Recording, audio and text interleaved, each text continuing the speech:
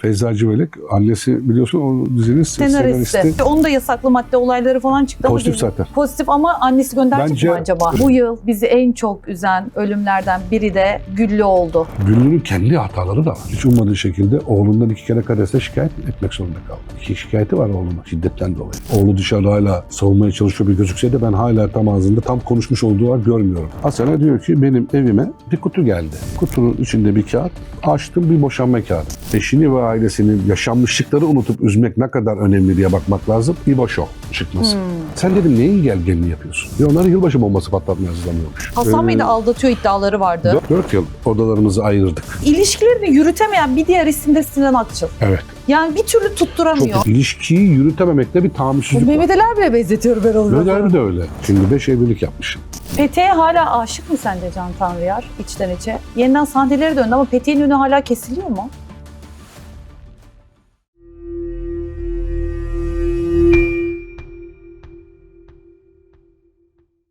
Herkese merhabalar, hoş geldiniz.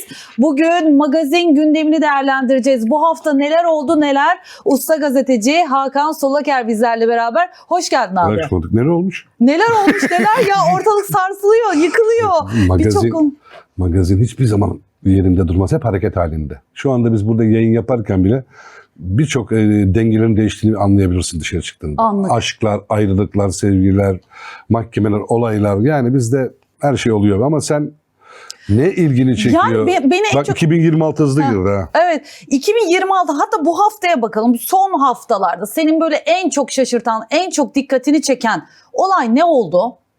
Yani olay olarak söylüyorsan Evet. benim son aylarda ben sana Asena'nın boşanmasından 2025'ten gelen süreç 2026 yılına içine girdiğinde bir beraberliği beni çok enteresan bir şekilde şaşırttı. Asena'nın o yapısına, o tarzına, o karakterine uymayan bir geliş olarak gördüm ben onu. Yani 8 yıllık bir evliliğim var Hasan Dere'den. Olabilir, boşanabilirsin. Evlilikte haksa boşanmak da haktır. Ama sen Hasan Dere'nin karşısında boşanma gerekçesi olarak diyorsun ki ben oryantal eski mesleğime dönmek istiyorum. Sana da eşin diyor ki olmaz, ben seni öyle görmek istemiyorum ki ailen de istemez. Bunun karşılığının ne olacağını biliyorsun. Değil mi diyor. Biliyorum diyor. Yani demek ki kararlı. Sen iki tarafı da tanıyorsun değil mi abi? Tabii Hem iki Hasan tarafı. Bey'i tanıyorsun, Her ikisini Asena'yı de, tanıyorsun. her ikisini de tanıyorum. İkisinin de karakterini biliyorsun. Tanıyorum, Sürekli... beraber olduğu bir sürü yemek dostları bunları konuşmuştuk zaten. Ondan sonra yani Hasan net fikrini de söylüyor. Aslında Asena da net fikrini söylüyor. Ama belli ki şöyle bir şey var. Asena'yı bir şekilde kafasına girmişler. Böyle olur sanat camiası. Sanat camiası eski işleri çok unutmaz sanatçılar. Bir şekilde dönüş ister ama cesaret de isterler. Veya onları destekleyecek, ortaya birini atacak insan isterler. Birileri kafasını karıştırmış. İşte eski mesleğine dön. Ayakların üzerinde dur. Sen Asena'sın, markasın falan diye. Fakat yaşını unutmuşlar bir 50 yaş. Oryantal için çok geç. Tabii. Ondan sonra hadi buna da önemli değil ve karşılığında Hasan geri adım atmayıp o da geri adım atmayınca 19 Eylül'de boşanıyorlar. Benim aklıma şu soru geldi. Acaba bir bahane miydi? Yeniden çalışacağım bahanesi adı altında mı Hasan'dan ayrılırım? Şöyle bahaneyi net o zaman söyleyebilirsin bahaneden. Evet döndü, boşandı, istediği oldu. İstanbul'a geldi, Oryantal'e döndü Asena ve başladı. Topu 2026'ya kadar gelen Asena'nın işlerini saysanız 10 tane iş çıkmaz. Yok çok. Niye boşandın diye sormaz mısın? Bu sefer ses sanatçılığına döndü. Zaten sana Hasan Dere ses sanatçılığı yapmaman için bir şey demedi. Şarkı söyleyebilirsin dedi zaten. Destekledi de. Sen ısrarla bu oryantal konusunda çok baskı uyguladın. Hani şey olur böyle Türkiye'den sürekli hadi gel sahne al teklif gelir. İşte yok. Yok. Yok ya herkes gördü olmadı gibi. Yok yani. Ondan sonraki olayda işte boşanma olayından sonra gelen bir sessizlik ve olayı şöyle yapmaya başladı. Şarkı ve oryantali karıştırdı. Çünkü oryantal yorucu bir işti. Nefes gerekiyordu. Efor. Onu fark etti. Çıkmıyor. 10 dakikalık bir 15 dakika danstan sonra şarkıya yaptı. Onun dışında aslında Asena bana sorarsan eşine, 8 yıllık eşine ve ailesine ikinci büyük yanlış olarak da o kendisi ticaret olarak bakıyor. Ama eşini ve ailesinin yaşanmışlıkları unutup üzmek ne kadar önemli diye bakmak lazım. İboşo çıkması. Ama kendisi baktığında PR ve ticaret para kazandı. O bir Polat Yağcı'nın zekasıydı o. Polat Yağcı doğru yaptı. Yani işini onu alıp 24 yıl sonra oraya çıkartmak bir başarı, yapımcı başarısı. İlk sen yazmıştın bunu. Tabii. İlk ben yazdım. İlk haberi de yayında ben koydum. Bana geldiğinde. Ama ben bir hafta önce bir yayın daha yaptım Aysu. O yayında ben bunu bilmiyordum çıkacağını. Şöyle. Bir hafta önce bir mekanda çıktı. Kadınlar matinesi yapıyordu. Kadınlardan bir tanesi ona bir şarkı verdi. Adı Mavi Mavi'ydi. Normalde Asena 24 yıldır ayrı olduğu bir İbrahim Tatlıses'ten bu şarkıyı kabul etmemesi ve okumaması gerekiyor. Ve okudu. Hem de ayıyla bayıyla dans ederek okudu. Sonra ben orada şunu söyledim yayında. Yine bilmiyordum yılbaşı diye böyle anlaştığını, fakat bunlar oraya gelmiş. Ben şunu söyleyeyim, ya dedim, bu 1000 tane şarkı var. Sen kadınlar matinesi yapıyorsun. 24 yıldır ayrılmışın eşinden şurada 2 ay 3 ay olmuş. Mavi Mavi için çok erken değil mi? Niçin söylüyorsun? Evet. Ayıyla bay çok erken. Mesajın nereye gideceği belli.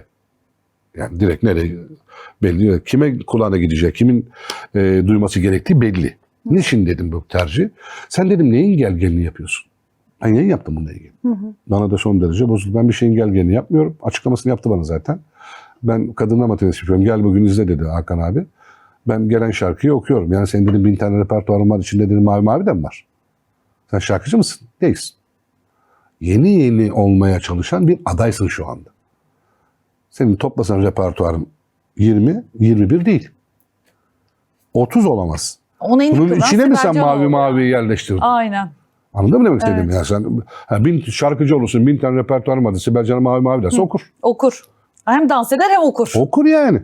Ondan sonra yani bizim gibi magazinciler de yani bu laf ebeliği benim çok hoşuma gitmedi. Fakat bu işin ben gel dedikten sonra bu işin buraya gittiğini ben hakikaten tahmin etmedim. Dedim, onun için dedim Polat Yağcı başarısı. Meğersem onlar yılbaşının bombası, sen nasıl magazin bombası patlar diye, onlar yılbaşı bombası patlatmaya hazırlanıyormuş. İşte Bülent Ersoy, Yıldız Tilbeli biliyorsunuz işte Asena, dans falan bir kadro yaptılar.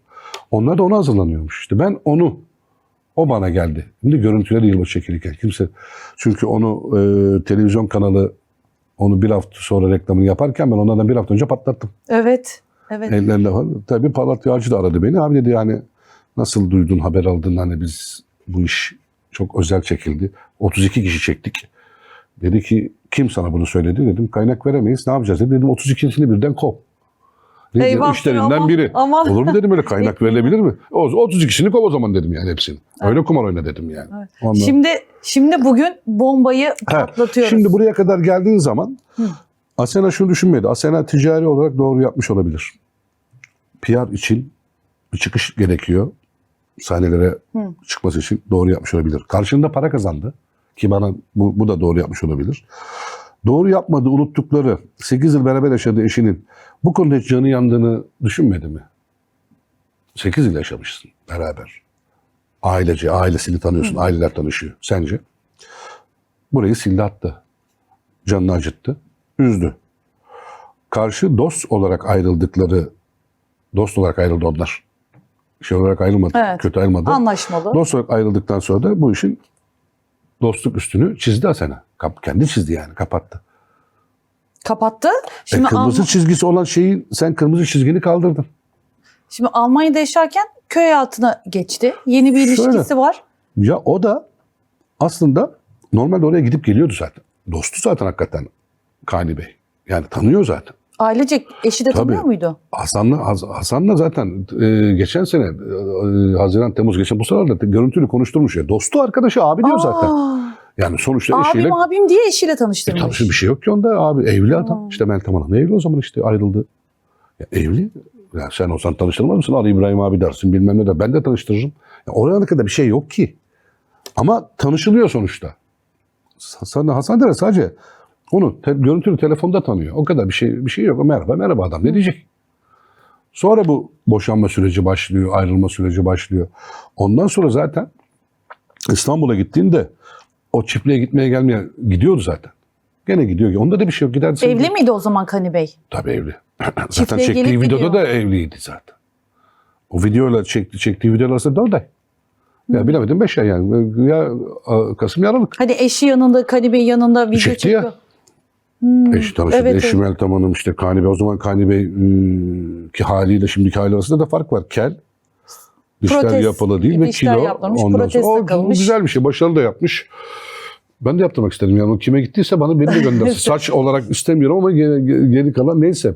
Başarılı bir çalışma olmuş. Ama yani bunu normalleştirmek, Türk halkına normal göstermeyi ben Aysu'cum kabul edemiyorum. Bu normal bir şey değil. Diyorlar yani işte aşkın sınırı yok. Aşkın işte abi tamam sınırı falan yok da o zaman atacağın adımlara dikkat edeceksin. Aşkta tabii ki sınırı yok. Sevgide sınırı yok. Olabilir. Yaşta da sınır yok. Ama insanın aklına bir soru işareti Ama gelir yani- ya. Sen beni eşinle telefonda işte tanıştırıyorsun abi diyorsun veya işte yanına gidiyorsun abi diyorsun. Acaba yani mide bulandırır ya. Acaba önceden başlayan bir şey mi vardı? Asena tarafında bulandırmaz ama şeyi üzer.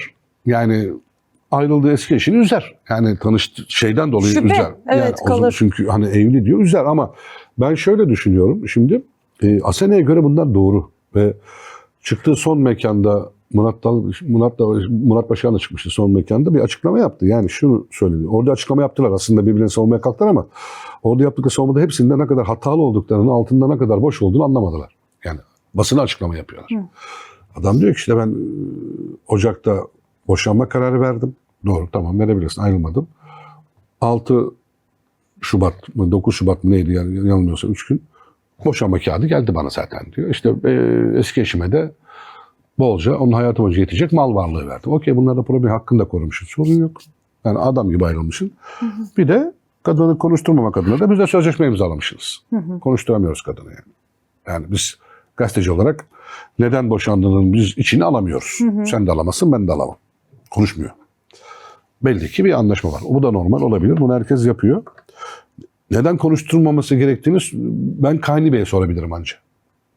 Eski eşinizin mutsuzluğu, sizden olan ayrılığının bir nedeni altı dolu olması lazım diye sorsan kadın konuşuyor. Siz söyleyin dese mutsuzum diyecek. Adam atacak olayı. Kesecek yani. Olayın şeyi enteresanlığı şu. Tamam abi dedin. Abi olayı başka bir şey oldu. Boşandın. Sana adam boşanmış geldi. Fakat bu süreçte neler yaşandığını bilmiyoruz biz. Bir şey yaşanması lazım. Evet. Bir şey yaşanmadan yani affedersin bir kıvılcım olmadan bir alev çıkmaz ki. Kıvılcım atmazsan bir şey ortalık yanmaz. Ya o taraf aşkta boşanıyor, böyle bir iki şey. taraf Şimdi- boşanıyor.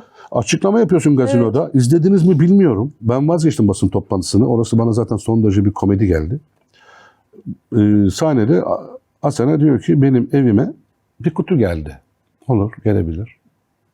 Kutunun içinde bir kağıt. Açtım bir boşanma kağıdı. Sen neyi hazır bekliyorsun ki o boşanma kağıdı sana geldi? Her kadına boşanma kağıdı mı gider? Böyle bir kutu içinde. Karşı kadın bir şey bekliyorsa gider.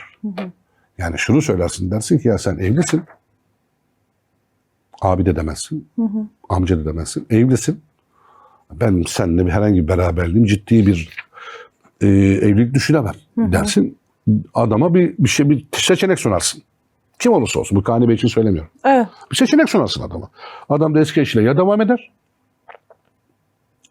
Karşıdaki kişiyi metres hayatına düşürmez. Yani o duruma düşürmez. Boşanır ya da tercihini eşinden yana yapar. Devam eder yoluna.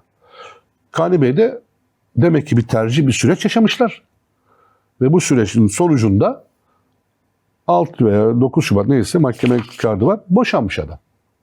Ve bunun da bedelini ödemiş eşine. Yani vermesi gerekenleri vermiş. O hani şöyle bir şey oluyor. Hani ben yani bunu şey anlatıyor. Çok duygusal, o kadar güzel bir adam bir hareket etti ki. Ya evet her şey güzel. Bir de kuzu gelmiş yanında. Tamam o da güzel. Onda da problem. Ama sen bir şey bekliyorsun demek. Yani onu niye söylemiyorsun? Yani aşık olma bu kadar mı? Yani sen şunu söylemen lazım. Evet bir boşanma kağıdı geldi. Evet. Bir de kuzu geldi. Benim gönlüm böyle kazandı. Senin gönlün o zaman mı kazandı? Yani bir kuzu bir boşanma kağıdıyla kazandı. Bundan öncesi yok. Peki şey sorayım. Bundan öncesi nasıl olmaz? Evet, Nasıl olmaz, Bir şey nasıl eksik olmaz orada oturmuyor. Nasıl olmaz? Otur- Yani bana bunu kimse anlatamaz. Bundan öncesi nasıl olmaz da senin evine büyük bir cesaretle boşanma kağıdı bir kutu içinde geliyor. Hangi kadına göndermesin böyle bir şeye? Yani terslerler. Gitmez. Bir kuzu. Neden kuzu? Çok enteresan. Sen doğru bulmuyorsun anladığım Hayır kadarıyla. ama bunu Aslında ya da şöyle kızgınsın doğru yani, bulmuyorum. kızıyorsun Ya burada. beraber olabilirsin. Ayrılmışsın. Şeffaf değilsin. Hep böyle İbrahim Tatlıses olayında değilsin. Ama açıkladın evet ticaret dedin.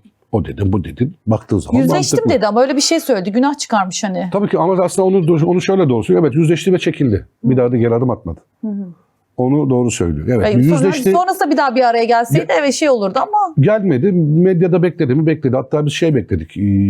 Doğru olabilirdi. İbo Show'lar vardı o zaman biliyorsun ki. Bir de İbo Show'un konserleri var. Yani gece gazinolarda. Orada Asena bir 20 dakikalık belki devam eder İbrahim'le. Sahneye döndü ya Oriental'e Evet. diye biz düşündük aslında. Bence bunu Polat da düşündü ama bu aşı ne İbo tarafından oldu ne Asena tarafından olmadı. Olmadı yani. Olmadı. Ama her iki taraftan da olmadı. Yani tek taraf değil. O bir yaşandı. O gerçekti o.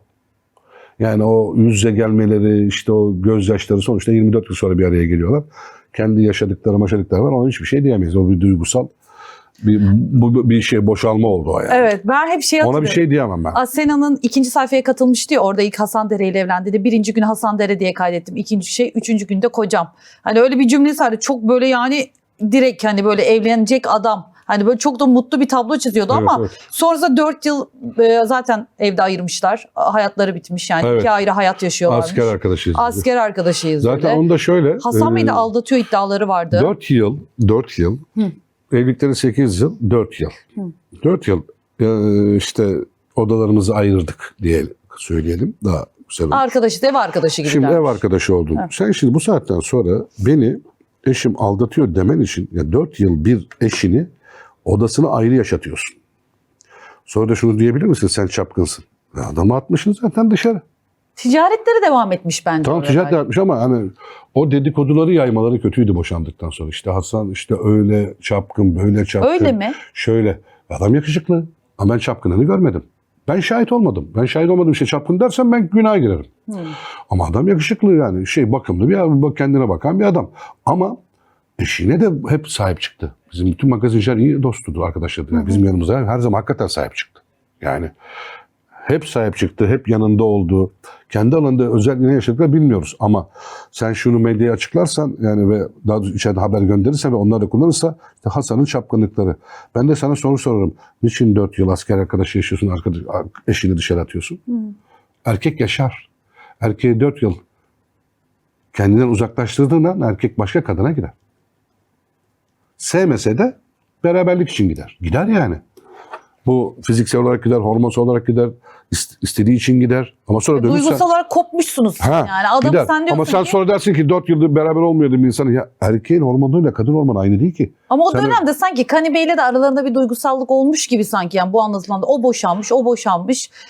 Ama o Dans bahane edilmiş. dansı kendi işiyle ilgili bahane yaptı. Yani Jennifer Lopez de değil yani. Jennifer Lopez de 50 yaşında ama kadın sürekli performans sergiliyor. Nasıl 50 Hem yaşında dans ediyor. Yani ben mesela İstanbul'daki şeyine gitmiştim abi Jennifer Lopez'in. Jennifer Lopez 55 yaşında. 55 yaşında düşün yani 50'yi de devirdi ama yani 28 gibi ama kadın hep vücut alışık. Acayip spor yapıyor, Ama şey şimdi yapıyor. bak, Asena saldı. 50 yaşındaki Asena'ya 20 dakika oryantal yaptıramıyorsun. Ha. 55 yaşındaki Jennifer Lopez sana 2 saat 3 saat arası sahnede şarkı İnanılmaz. söyleyip dans eden performans İnanılmaz. yapıyor. Peki o performansı nasıl koyduğunu Jennifer Lopez'in takip ediyor musunuz kendi sosyal medyasını? Antrenman yapıyor. Günde her gün 2 saat Evet. ve yemesine dikkat ediyor. Her gün 2 saat. Asena da biliyordu yani bu Ha, hani. sen bu idmanları yapmadan ben oryantal olurum demezsin. Sonra oryantalini de izledim ben Asena'nın. Tabii ki eski Asena'nın Yok. oryantalini baktığın zaman markalaşmışsın sen. Hatta oryantal dedikleri zaman işte çünkü o anda bakmışsın Sibel Barış'tı, Sibel Can'dı, Pınar Elçe'ydi. O zaman oryantal bunlar çekilmişlerdi. Sen o sahayı doldurdun. Tek başına. O boşluğu doldurdun. Evet. Ay cevap verdi o boşluğa. Dansınla, Evet. figürlerine cevap verdin. Sonra da Asena oldun. O zirveyi de İbrahim'de yaptın bu şovda. Yani Evet. orada da zirveyi yaptın. Yani sonra 50 yaşında bilmem kaç yıl sonra geri dönüp ben oryantalle devam edeceğim dediğin zaman olmuyor. Hayat sana buna müsaade vermiş için diyor ki bana idman yap der. Evet. Kadın idmanlı Jennifer Lopez. O yapar. Sen idmansızsın, yapamazsın. Fiziğin daha hazır değil onu zaten anladı yapamadığını hemen şarkıya geçti. 2'ye böldü. Peki yeni ilişkisi ne kadar sürer sence? Kani Bey'le sürdürülebilir görüyor musun? Kani Bey bir karar vermiş, saygı duymak lazım. Kani Bey yani çok uzun ömürlü görüyor muyum bilmiyorum. Yani çiftlikte şu anda bir hayatlarını sürdürüyorlar. Geçenlerde de Karadeniz'de bir festivale katılmışlar. Horon gördüm. Horonda evet orada Asena ne kadar yavaşsa Kazık gibiydi adam o kadar aslında. heyecanlıydı. Yani Asena ne yapıyorlar diye bakarken Aldı başını. Kani Bey aldı başını gidip bir yer horondan devam edip o Ordu Samsun'dan Gidiyorlardı. çıkacaktı. Evet. Aslında kazık gibi duruyordu böyle. Yani, kıpırdamıyordu. Ya Kani Bey'in çok bir şey, kendini çok açıkları deşirmediği bir şey yok. Konuşmaları sınırlı. Bir saygısızlığı yok adam. Ama bir şey diyemeyiz. Biz yeni tanıdık adamı şimdi. Yani Başkan İbrahim Tatlıses'i konuşuyoruz burada saatlerce. Oydu, buydu, şuydu, şuydu. Kani Bey'i konuşamazsın. Sonuçta kapalı kutu.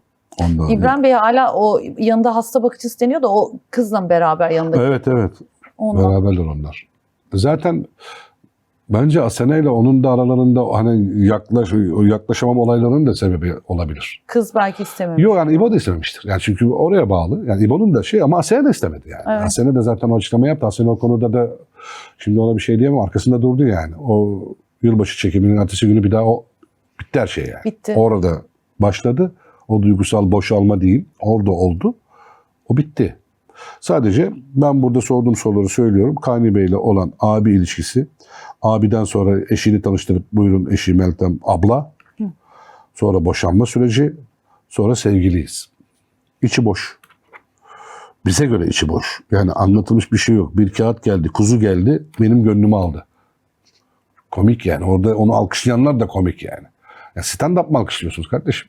Yani senin bir kadınsın, 50 yaşındasın, kapına kutu geliyor, biri getiriyor. Buyurun kutu açıyor, acaba ne diyor? Boşanma belgesi. Bir de kuzu gönlümü aldı. Bu kadar diyorsun yani. Bunun öncesi yok demek ki yani. Bir de Meltem Hanım'dan dinlemek lazım aslında. Dinleyemiyorsun işte. Dinleyemiyorsun. Anladın mı? Yani Anlaşma bu şif, yapılmış, kara sözleşme kutu, yapılmış. kara kutu Meltem Hanım. Meltem Hanım Kara ne kutu oldu ne Meltem bitti? Hanım. Yani burada ne kadar tahmin etse neyse ama şu var, öncesi var. Beklenti var. Konuşulmuş. Bunlar yapılırsa bunlar olur denmiş. Normal. Bunları söyleyin. Bunlar da normal. Sen dersin bir kadın olarak evlisin. Evet beraber olabiliriz ama boşanman lazım. Ben evliyken biriyle beraber olmam. Bu normal. Ama o zaman çık söyle. Evet. Evet. Çık söyle. Abi ilişkilerini yürütemeyen bir diğer isim de Sinan Akçıl. Evet. Yani bir türlü tutturamıyor. Çok üzülüyorum bu çocuğa. Bir evlenebildiği bir Yok. burcu. O evlendiği zaman... Ünlü olmadan önce bir evliliği mi vardı hadiseden önce? Yoktu değil mi? Ben yanlış Yok hatırlıyorum. yok evliliği yok. Hadise hani en çok bilinen isimler falan. Şimdi Hadiseyle başlangıcı var. başlangıcı var. Daha adının böyle daha çok. Evliliği şeyle 2 kere. Burcu. Burcu Kırat'la 2 kere. Ama tutturamıyor. Bir türlü dikiş tutturamıyor. Burcu'ya da olmadı. Burcu'yla evliliklerinde belki çok sevgi, çok şey mi getirdi, tartışma mı getirdi Burcu'ya? Çünkü ilk evliliklerinde de Kıratlı'yla da şiddetli bir şeyle anlaşması boşandılar. Sonra aradan birkaç ay sonra bir daha evlendiler.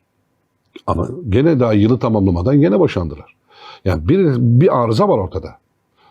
Ama baktığın zaman arızaya Sinan Akçıl'da kadınlara karşı ne kadar ilgi varsa ilişkiyi yürütememekte bir Bu tahammülsüzlük var. Mehmet Ali Erbil'e benzetiyorum ben onu. Mehmet Ali de öyle. Evet. Mehmet Ali yürütemiyorlar. Erbil ondan daha Yedekleme tecrübeli. varmış onda. Kendisi tabii. söylüyor Katarsis'te. Mehmet Ali Erbil bir programa çıkmıştı YouTube'da. Yani Diyor ki bende yedekleme hastalığı var. Var. Beni terk edeceğini düşünüyorum. Yedekliyorum falan diye böyle. olabilir. Şey de açıklama var şimdi yapmıştı. onda şey korkusu da var onda biliyorsun. Yalnızlık korkusu da var. Evet. Şimdi 5 evlilik yapmışsın.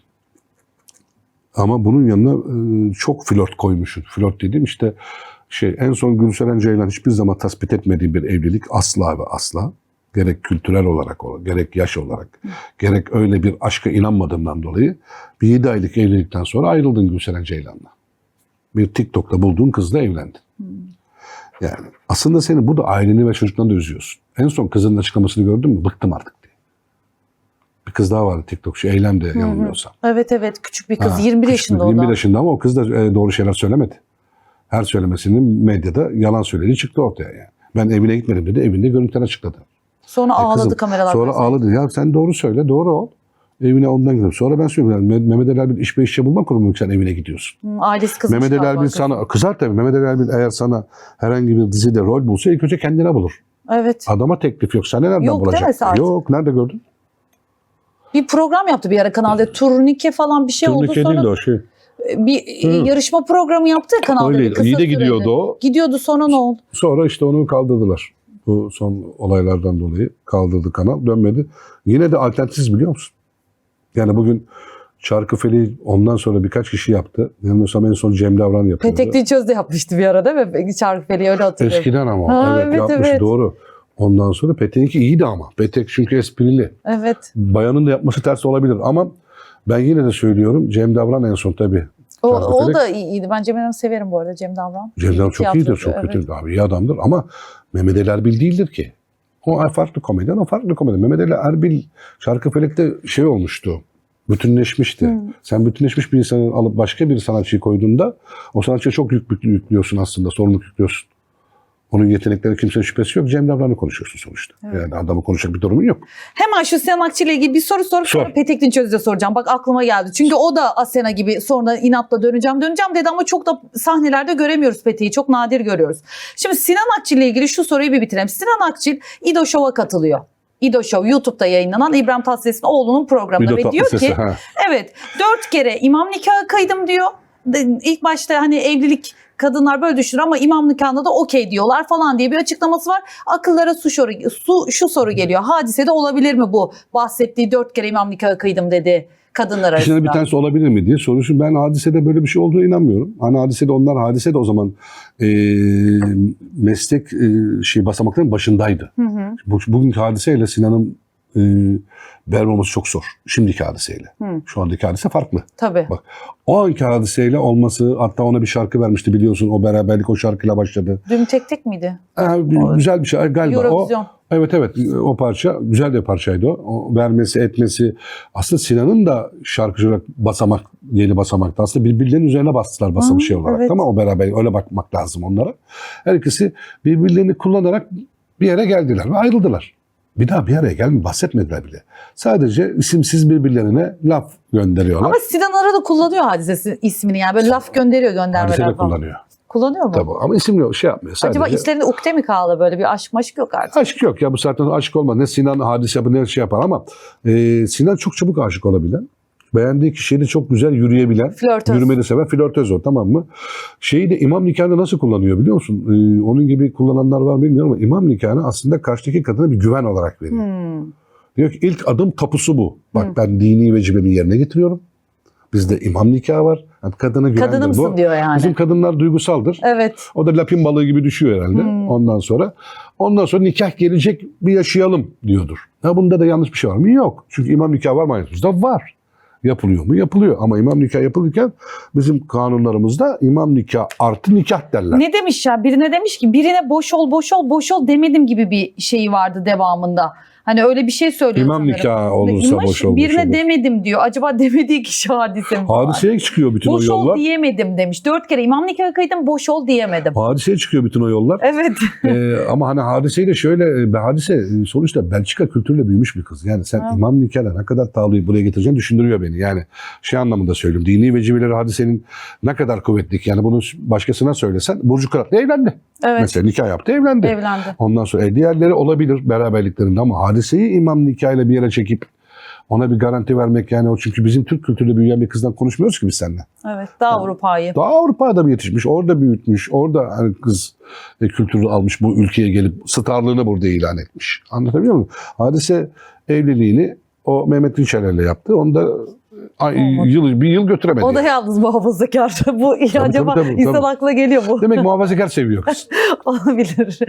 Aynen. Tamamlamak mı istiyor o tarafı birazcık? Bakalım bundan sonra. Ama Mehmet Dinçerler de çapkın yani. Çok duyduk adına. Zaten duyuyoruz arkadaşlar. O da imam nikahçı demek. Yani ailesiyle hani yaşantısı aynı olmayabilir insanın. Mehmet Dinçerler de biraz. Çünkü neden çapkın? Orada Hande Erçel'le falan da. Ama neden çapkın diyorsun? Bulunduğu camiadaki arkadaşları magazinin içinde, çevresi. Aynen. Ve o da bu çevrenin içinde. Baktığın zaman gittiği yerler, takıldığı yerlere baktığın zaman sanat camiası, oyuncu camiası, bütün hepsi orada. Cemiyet orada. Şimdi orada bir araya geldiği zaman gönül kayıyor. Evet.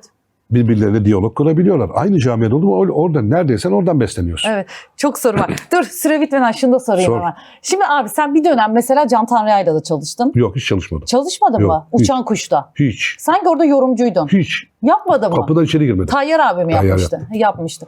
Peki şimdi mesela Yıllarca çalıştı tabii. Ama biliyorsundur sektörden o zaman. Ama tabii. Yani mesela Uçan Kuş sonra hatta o Maslak'taki yerine taşındı. Büyük yerine Tabii falan. 1453'e taşındı. Evet Ben evet. Orasının kapanma sürecinde sanırım Tamar Hanım'la bir evlilik oldu. İşte biz de artık Medya Radar'dan oradan buradan gördüğümüz kadar Tamar ama. Hanım'ı hiç tanımadığım için ben hiç tanışmadım bilmiyorum. Sonrasında işte bu mesela daha siyasi haberler falan yapmaya başladılar. Geçtiğimiz günlerde Tamar Hanım bir gözaltına alındı. Tamar Hanım yapıyor siyasi. Evet haberleri. yaptı ama neden bu tarafa doğru yöneldiler magazinden sence? Yani Can abi medyadan çıktı. çıktı. Bir kere yani şöyle yani Uçan Kuş falan hiçbir medya kalmadı elinde zaten yok. Yani magazin de yok. Instagram. Bir şey yok. Aynen. Sadece işte bir emekli hayatı gibi eve geçiyor. Zaten Tamara'mdan birçok kızları oldu, çocukları oldu. Ondan dolayı bir eve kapandılar. Sonra Tamara'nın bu haber çıkışı yeni zaten. Yani siyasi yorumculuğa yeni başladı. Yani topu toplasan bence bir yıl olmamıştır bile. Ama sayfa acayip büyüdü. Siber Haber diye bir şey yaptılar. Ama Tamara'nın böyle çok detaysal bilgilere hakim. Yani kimden alıyor sence bu bilgileri? Yani Gazeteciler bir yerden beslemek zorunda. İktidar Şimdi bak tarafına mı şöyle daha söyleyeyim. yakın? Siyasetçi bir yerden siyasi yorumcular bir yerden beslemese siyaset yapamaz. Beslenecek bir yerden. Bir yer besleyeceksin ki çıkacak, belge verecek, yorum yapacak. Yani verecek, siyasetçiyi söylüyorum. Magazinciler de öyle. Ben de elimde belge olmazsa demin anlattığım atlama haberleri yapamam.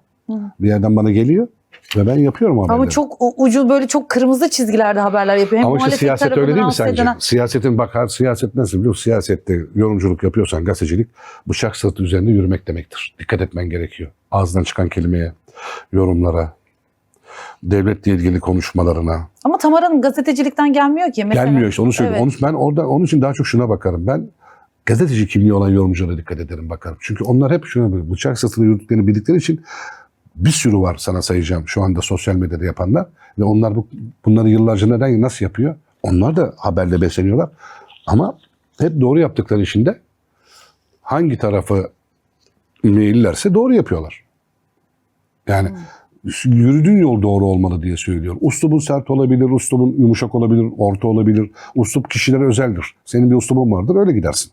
Yani Aysun Alan'ın uslubunu Ama bilirler. mesela Can Tanrıyer bilir. Yani Tamar Hanım'ı Zaten Can durdurabilir de. Tanrıyer bir yorumcu hiçbir zaman olmadı. Evet, yani Hiçbir zaman ekran önünde yorum, yani öyle bir kimliği ve Magazinci öyle ama bir iyi anlatımı bir- yok. Evet. Yani sen olma hep o ilk hayatına başlarında bir spor muhabiriydi Fenerbahçe. Oradan Şansal Büyükay'la beraber Televel'e beraber yarattılar. Oradan sonra da bu iş geldi. Sonra uçan kuş oldu. Öyle yürüdü geldi bu iş. Ondan sonra da Tamar Hanım yanılmıyorsam zaten uçan kuşa çalışıyordu herhalde benim bildiğim kadarıyla. Yok. Yani çok bilmiyorum. Tanışmıyorlar da Ha. bir şekilde tanıştılar sonra. Ondan sonra yani eş oldu. Çok tanımıyorum çünkü Evet. ben Tamar Hanım'la hiç Ama tanışmadım, yani karşılaşmadım. o yorumlar çok kesin. Muhalefet tarafını Can mesela abi çok tanırım rahatsız ediyor. ama çok öyle sıkı görüştüğüm, gittiğim değil. Hiç öyle, yani yolumuz hiç öyle düşmedi. Çünkü ben o zaman hep kendi medyamı yapmayı seven biri olduğum için hiçbir medyanın içine girip şey yapmaya çalışmadım. Ta ki haberler.com'da işleri kabul edip yapana kadar. Yani o tarafa daha çok dediğim gibi benim başka meslektaşlarım uzun süre Evet. orada çalıştılar. Yani Ya enteresan. Şimdi de çünkü bayağı bir hani neredeyse içeri alınıyordu. Gözaltına falan alındı. Tatilden döndü. Haberlerde görmüşsündür. Yok şöyle En son nokta adli kontrol şartıydı. fakat şöyle son duyduğumda sosyal medyalarını da devlet kapatma Kapattı. kararı BTK almış. kapatmış. Yani şundan dolayı herhalde iddianame hazırlanana kadar bir yayın yapmama gibi bir şey. Evet, Yani evet. yayın yapma diye bir şey olabilir. Benim anladığım o. Kapattığı zaman sen yani başka bir yayın yapma. Ya iddianamen hazırlanacak. Çünkü adli kontrol şartı senin iddianamen hazırlanıyor. Bekleyeceksin. Yani Peki. yargı olacak anlamına Evet. geliyor bu iş yani. Onun için de bir süre yapamayacak. Peki Petek'e hala aşık mı sence Can Tanrıyer içten içe? Yeniden sahneleri döndü ama Petek'in önü hala kesiliyor mu? Şimdi şöyle, Petek Dinçöz Nida Büyük Bayraktar'la yaklaşık 4 yıldır evli. Ondan sonra Petek bir Can'la ayrıldıktan sonra bir evlilik yaptı biliyorsun. Oradan da bir oğlu var. Petek son Nida'yla evlendikten sonra sahnelere iyi bir dönüş yaptı. Nida'yla evlendikten sonra. Nida çünkü bu gece alemini çok iyi bilebilen, birçok gece kulübü, gazino işletmeciliği, restoran işletmeciliği yapmış. O tarafı bilen biri. Yani kökten bilen biri olduğu için. Artı Petek'in de çocukluk aşkı.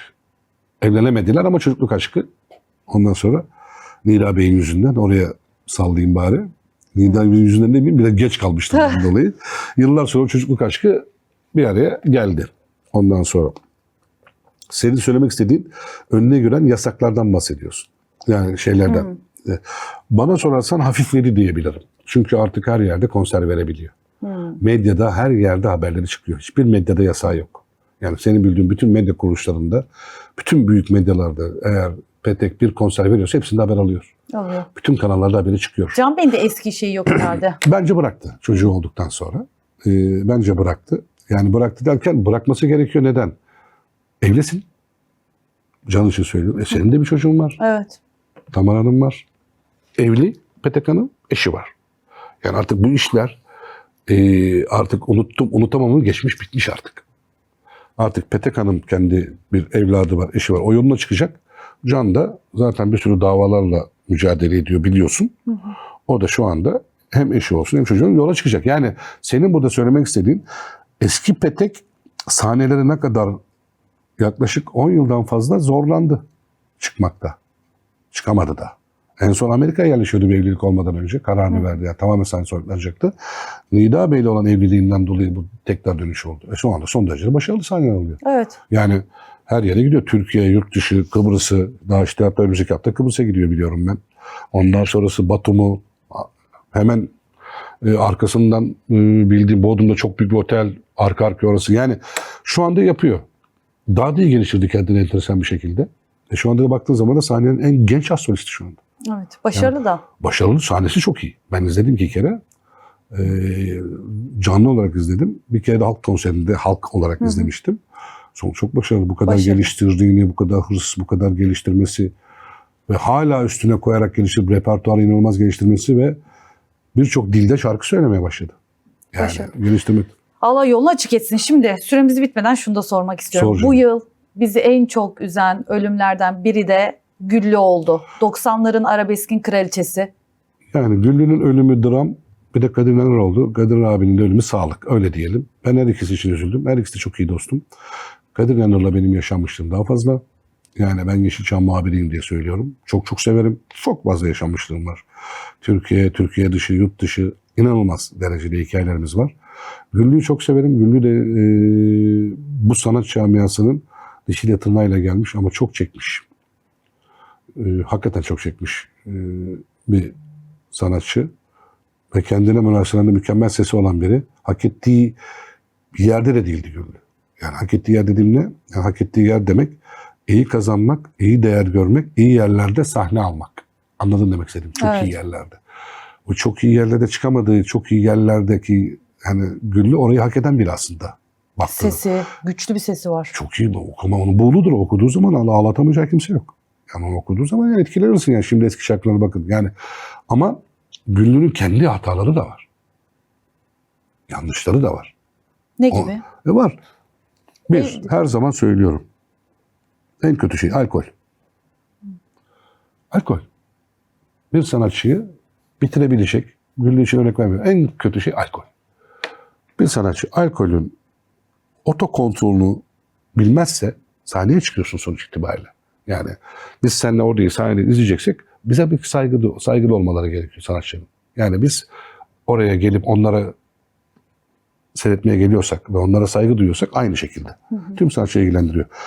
Alkol bu işlerin sanatçıları tüketen, bitiren, işte bu büyük yerlerde çıkamıyor imajını verip daha başka yerlere çıkarmaya yön veren, hak etmediği yerlere çıkıp hak ettiği yerlere çıkamaması sebebi Güllü.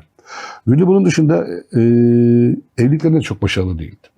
Hep o şiddet haberleri. Şiddet haberleri, şiddet görmesi, Kafa göz, bir de maşallah, çok sinirli bir kadındı. Sinirliydi. Sinirlerine hakim olamayan biriydi Güllü. Çabuk öfkelenebilirdi. Ama bir o kadar da duygusaldı. Yani sevecendi. Ondan sonra çocuklarına çok bağlıydı. Ama hiç ummadığı şekilde oğlundan 2 kere kadesle şikayet etmek zorunda kaldı. 2 şikayeti var oğluna şiddetten dolayı. Birini geri çekti diye biliyorum ama birini çekmedi. Yani. Bir insan oğlundan bunu duyması ya insan tüylerini diken diken oluyor. Evladın yani. Anne. Bunları da yaşamış. Bunları üstüne koyduğun zaman çok depresyon. Ondan sonra diyor, şunu söyleyebilirsin. Bu kadın içmeyecek de kim içecek? İşte bu kadın içmeyecek de kim içecek dediğin noktada da bu kadın mesleki hayatında ondan sonra istediği Güllü olamıyor. hep çile çekmiş. Hep acı çekmiş. Mesela Gürol Bey Hep kavga. haberlerde var. Evet. Hastanelik yapmış. Hep hayatında hastanelik yapmış. Her türlü yani psikolojik şiddet görmüş. Normal şiddet görmüş. Yani işte baskı görmüş. Ben Gürol Bey'de şimdi kızıyorum ya. Çıkıp Güllü hakkında konuşuyor böyle. Hak etmiyor. En son konuşacak kişi. Hiç konuşmaması lazım bence. Mesela çocuklar da iyi savunamadı onu. İşte kızı şu anda içeride iyi bir durumda değil. Oğlu dışarıda hala savunmaya çalışıyor bir gözükse de ben hala tam ağzında tam konuşmuş olduğu an görmüyorum. Çünkü yani annesine sahiplenme olayını. Bu kadar zaman geçti. Bu kadar yani ne kadar oldu öleli? Neredeyse Bir 6 ay, 6,5-7 ay oldu. 7 aydan fazla 29 oldu. Eylül. Ha, evet. Yani yıl tamamlamaya doğru geliyoruz diyeyim sana. Hala da konuşuyoruz. Niye konuşuyoruz hala biliyor musun? Çünkü çok soru işareti var. Hiç o soru işaretini dolduramadık. Bunun içinde bir sürü insan kahramanlık yapmaya kalktı. Kendi kahramanlıklarını ve o kadını üzerinden prim yapmaya çalışanlar çıktı ekrana. Ve birçok yapımcı onları aldı kullandı. Ekranı çıkarttılar. Ne oldu ekranı çıkarttılar 6-7 aydır? Bomboş. Şov yaptılar sadece. Sen hiç izlemedin bu insanları. Evet. Ya ben sana isim bilmiyorum. Şu anda hala sosyal medya. Çıkartıyor. TikTok'ta mesela hala yayınlar falan atıyor. Çıkartıyorsun ve çıkarttın. Aylarca çıkarttın. Damadı Kaç çıktı, o kişi çıktı, bu çıktı. Çıkarttın. Ben de diyorum ki ya bu kadar çıkarttın. Ne oldu? Diyor. Ya bana diyor ki ya bir şey yani ne oldu çıkartıyoruz hiç bitmiyor. Hep ama bir şey söylüyorlar. Biz de burada söyleriz ya. Olmuyor öyle. Ya telif haklarını konuştular kadın daha toprağa gömmeden. Tabii. Olmuyor öyle bir şey. Yani tamam mı? Yani Güllü yazık oldu. Yani çok genç yaşta ondan sonra. Aslında sahne olarak da toparlamıştı biliyor musun? Yani aslında 2025 yılında bence Güllü iyi gidiyordu. Yani kendi biraz daha festival sanatçısı oldu kız. Evet. İyiydi yani. Ben baktığım zaman Güllü konserlerinde bir kıpırdama vardı, başlamıştı. Yalova'da yaşıyordu. İşe oradan gidip geliyordu ama başlamıştı, hareket başlamıştı. Yani bilmiyorum 2026 yılında bile patlama yapabilirdi Güllü. Bence kendini Güllü toparladı. Evet, Güllü bir kıpırdadı yani, bir kendine gelmişti. İşte o Güllü'yü kaybettik. O son şarkısı da çok güzeldi. O yaptı. Yanmışım, yanmaktayım. Ya işte duygusal dediğim işte. Hatta onu Demet'e göndermiş. Demiş ki işte hani bir dinler misin diye. Demet Akalın anlatmıştı galiba. Ona bir göndermiş. Hani paylaşır mısın? O da paylaşırım ablacığım falan demiş. Paylaşır. Demet şeydir ya, duygusal bir kızdır. Demet her şeye cevap verir. Her şeye zıplar atlar ama duygusal yanı kuvvetlidir. Onun o tarafı da var Demet'in. Demet bizim sanat camiasında çok sivri kalmayı, dik kalmayı çok seviyor ama bir o kadar da duygusal paylaşıma, barışmaya hazır olan biri. Yani en ufak bir zeytin Çocuk dalı. ruhlu. Evet, zeytin dalı uzattığın zaman hemen yelkenleri indiriyor ama dik durmayı da seviyor. Seviyor. Ortası Fatih yok. Yürek'le de küs gitmedi galiba. Yok gitmedi. Barıştılar. İyi ki de barıştılar. Bu arada Seda Sayan okutmuş Güllü'nün çocuklarına. Galiba burslu bir yerde Evet. söylemişti. Ha, Seda Sayan öyle şeyleri konuşmaz. Seda Sayan'a sen yaptığı yardımlarla ilgili bir şey duyamazsın. Anlatmaz yani. Onun gidip ekran konuşmasını, ben buna şunu yaptım, bilmem ne yaptım. Ona bakarsan Kadir İnanır'ın bir sürü sanatçıya, genç oyunculara inanılmaz derecede yardımları, destekleri var. Ama sen ne zaman Kadir İnanır yıllardır 77 yaşında vefat etti? Duydun mu böyle bir şey? Duyamazsın. Biraz da Kadir İnanır'ı konuşalım. Yani Kadir Ne abi, nasıl anılarım vardı abi? Kadir İnanır'la? İnanır aslında yapı itibariyle sert. Fatsalı. Yani duruş serttir. Yani Evet. Kadir abi bir yere geldiği zaman öyle sen çok güler yüzlü geldiğini çok göremezsin. Bir ortama Mizacı geldiğinde. sert. Bir duruş var. O duruşu çok seviyor. Ama çok yufka iyilikli, çok sevecen. Bir o kadar da eli açıktır. Şoray Uzun'un bir açıklaması vardı. İşte dinledi mi bilmiyorum. Yok. Bilmiyor musun? Yok ne dedi? Bir Kaçırmışım onu. bir sette işte bu çocuklar oyun oynarken bunlar bir restoranda devamlı yemek yiyorlarmış. O bütün yemek paralarını Kadir İnanır ödüyormuş. Ah, Gidiyor yiyorlarmış tabii yazıyorlar ya. Bir bakmışlar bir diyormuş ki borç yok. Hepsini ödemiş. Hiç haberleri yok. Bilmiyor Yok. mesela. İşte o andan söylüyorum. Böyle şeyleri seviyor. Yani gidiyor gençler orada bir şey yapıyor. Fark ettiği an harekete geçiyor, ediyor. İyi de bir oyuncu. Çok kuvvetli bir oyuncu. 77 yaşında şimdi insanlar diyecek ya işte yaşlı. Ya değil. Her yaş erken de değil yani. Anlatabiliyor muyum demek istediğimi? Şimdi birkaç sanatçı söyleyeceğim. Şimdi gerek yok yaşlarını. Yani Nevra Serez de şu anda tiyatroda turne yapıyor. evet. 81 yaşında. Maşallah Allah razı olsun. Yani şimdi baktığınız zaman Kadir abi 77 yaşında çok ciddi bir rol alabilirdi. Olabilirdi yani, anladın mı? İzleyebilirdik şu anda onu, kaybetmeyen ama ve bir sağlık. Sağlık. Sonuç itibariyle çok yaklaşık son bir yılda ciddi uğraşıyordu. Son bir yıldır sağlığı ciddileşmişti zaten. Ondan sonra bizim magazin basınıyla alan arası çok iyiydi. Çünkü acayip derece çok severdi. Sevmesinin sebebi Kadir İnanır gazetecilik meslek okulu mezunu zaten. Bizim meslektaşımız zaten yani. Ondan sonra oradan geçen bir sanatçı. Bizlerle anısı inanılmaz. Yani sana bir anlatayım. Allah rahmet eylesin. Gülersin ama. Güzel bir anıyla bitirelim. Çok komik bir anı anlatayım o zaman. Levent İnanır'ı bilir misin? Evet, oyuncu. Bu. Evet. Kardeşi. Kardeşi. Kardeşi. Ha. Levent, Benim magazin kültürü. Tayyar Işıkçaşan, ben, Burhan Akdağ, Cem Özer, işte Avni Kütüoğlu yönetmen filan ve o zaman beraber olduğu Funda Öncü, Kadir İnanır'ın Kuşadası Adakule Otel'deyiz. Bir moda gösterisi olacak. Gündüz de herkes havuz başında. Komedi şu, yarı olimpik bir havuz var. Cem Özer'le Burhan Akdağ bir iddiaya giriyor. Diyor ki ben bu havuzu yüzer gelirim Heh. diyor Cem Özer. Burhan Akdağ diyor ki ben de yüzler gelir bir daha giderim diyor. Levent diyor ki ben bunun hepsini bir kat daha fazla yaparım diyor. Biz de diyoruz ki yani izliyoruz bunları. Dedim biz bunları yapamayız. Tayyar diyor ki ben de yapamam dedim. Kadir İnanır dedi ki Kadir abi Allah rahmet eylesin. Hele siz bir yapın dedi. En fazla dedi gidenin dedi bir kat dedi ben fazla gideceğim. Vay kız baktı. Sen mi gideceksin abi dedik. Evet dedi. Öyle güneşleniyor. Çok sever öyle egosu bile güzeldir. Bütün modellerde geldi kızlar. İzleyecekler böyle bu şovu. İlk şeye başladı. Levent İnanır. Ben başladım. Hakikaten bir gitti bir geldi Levent abi.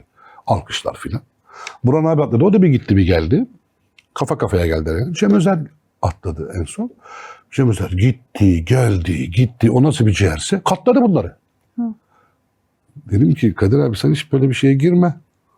Hani biz seni hastaneye götürmeyelim dedim. Niye adamdaki nefesi gördün herhalde dedim ya. Bu ne dedi ya? Çekinin dedi. Ayda. Tayyar dedi ki Tayyar dedim sen fotoğraf makinesini hazırla. Niye? Birazdan dedim hastane haberi çıkacağız.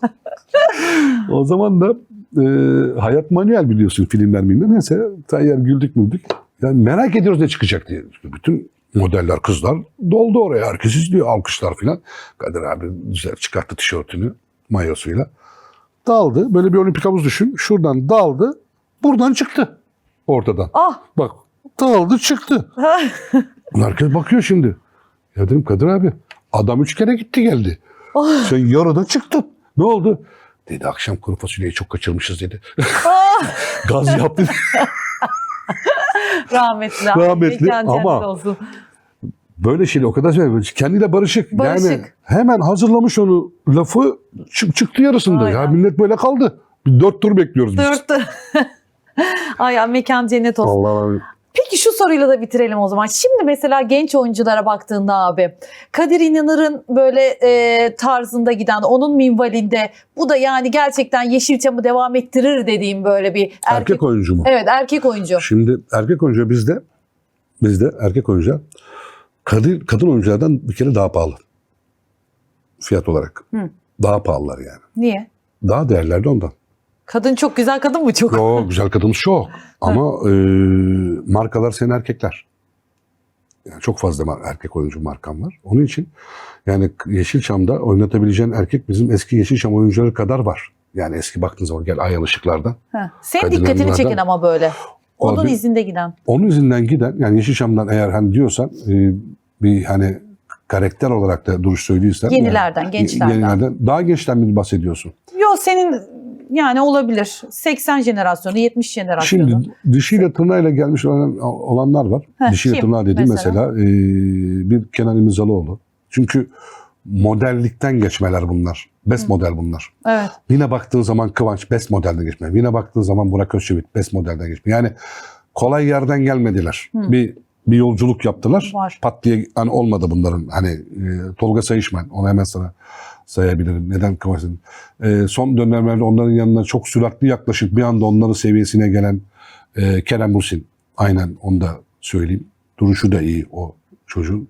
Bizde erkek oyuncu inanılmaz iyi fazla son zamanlarda ve çok da eklenmeye başladı. Hep de yapımcılar... Ama yanına abi Afra Saraçoğlu'nu koydular mesela abi dizisinde en son. Kenan İmirzalıoğlu değil mi? Evet. Kenan İmirzalıoğlu kaç yaşında o kaç yaşında. Yani bazen de ne bileyim hani Şöyle, gençlere çok mu şey anlamında fırsat diyorsun verilmiyor? işte yani yaş anlamında yani Kenan diyorsun şu kadar yaş o kadar yapıyor. Yanına Evet. çok küçük bir kız yani hani. Bunu sadece Türkiye'de yapmıyor. Bunu aslında dünya sinemada da kullanıyor böyle bu yaş farkı. Evet ben katılıyorum sana ama var yani. Mesela Tom Cruise'a bakıyorsun adam 58 yaşında, 59'a geldi. Geçen son filme baktığı zaman sevgilisi 26 yaşında, 27-28 yaşında yani. Dünya sineması da kullanıyor bunu. Enteresan, hiç aynı yaşa denk getirmiyor. Bir şekilde. Ben diyorum güzellikle alakalı bir şey olabilir. Ondan sonra. Yani şeyi çok bilmezler.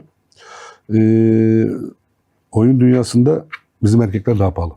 Fiyat olarak, güç bunu olarak. hiç bilmiyordum. Evet, ben sana ilk defa açıklayayım. Yani çok kafa kafaya gelmezler. Kadınlardan kim beğeniyorsun?